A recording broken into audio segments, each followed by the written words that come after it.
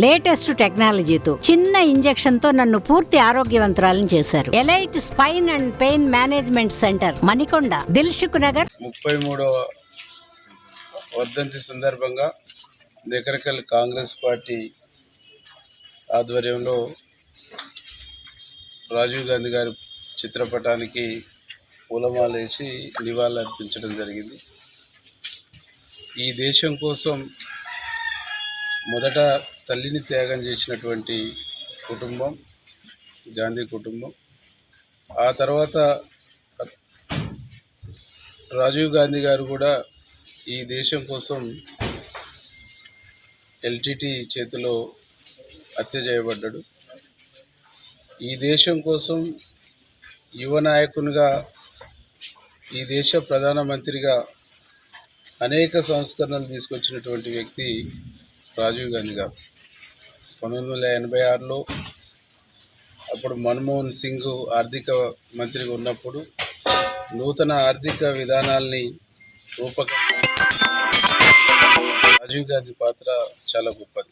రాజీవ్ గాంధీ మరణానంతరం పివి నరసింహారావు ప్రధానమంత్రి అయిన తర్వాత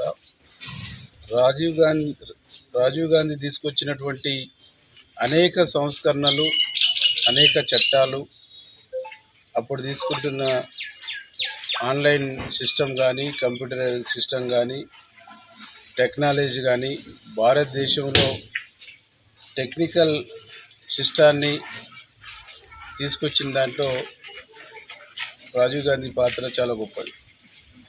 రాజీవ్ గాంధీ తీసుకున్నటువంటి నిర్ణయాలు, రాజీవ్ గాంధీ తీసుకొచ్చినటువంటి సంస్కరణలు, ఇవన్నిటిని అందిపుచ్చుకోవాలని అంటే ఆ స్పీడ్ను మనం కంటిన్యూ చేయగలుగుతామా లేదా అని చెప్పేసి అప్పటి ప్రధానమంత్రి రాజీవ్ గాంధీ తర్వాత ప్రధానమంత్రి అయినటువంటి పివి నరసింహారావు గారి ఆత్మకథలో చెప్తాడు.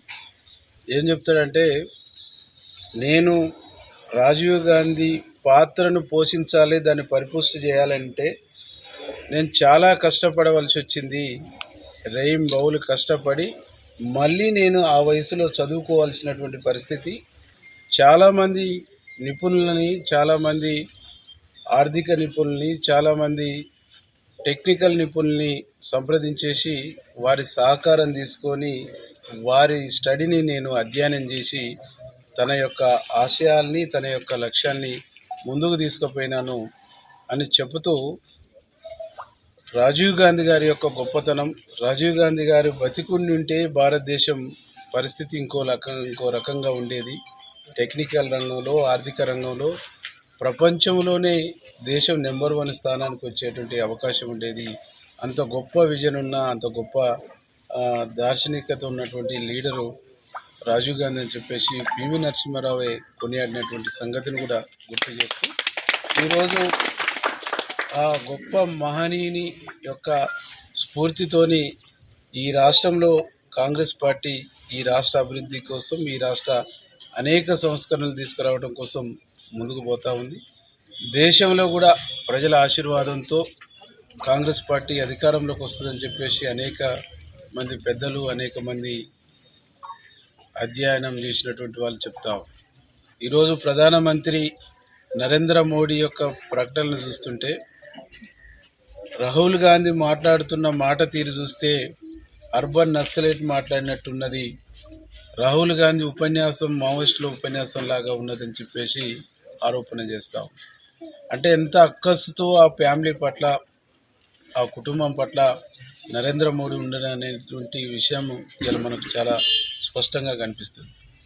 అంటే త్యాగంతో కూడుకున్నటువంటి త్యాగాల కుటుంబం పైన అంత కక్ష సాధింపుతో నరేంద్ర మోడీ ఉన్నాడంటేనే ఈ దేశానికి, ఈ దేశంలో ఉండేటువంటి సామాన్యులకు గాంధీ కుటుంబం అవసరం, గాంధీ కుటుంబం యొక్క సేవలు అవసరం అనేటువంటిది మనకు చాలా స్పష్టంగా అర్థమవుతాం.